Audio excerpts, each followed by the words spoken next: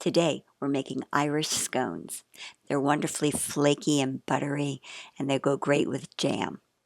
Start by grating cold Irish butter with a box grater and stick it back in the fridge.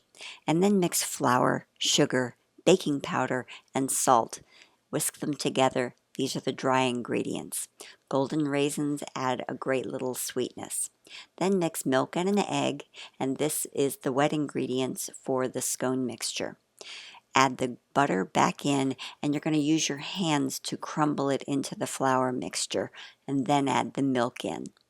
This makes a lovely soft dough that's really easy to work with, a little sticky but easy.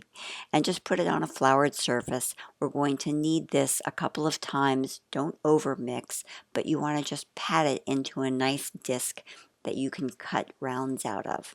I use a biscuit cutter about 1 3/4 or 2 1/4 inches wide, and just cut straight down. You don't want to twist the biscuit cutter because that would seal the sides and impede the scones from rising. Put them on a prepared baking sheet and then add an egg wash, which is just egg and water. Whisk them together and brush them over the tops. Sparkling sugar adds a great crunch. Bake for 15 minutes, and this is what you get.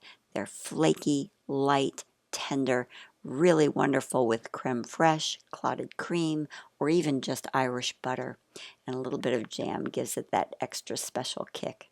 Enjoy.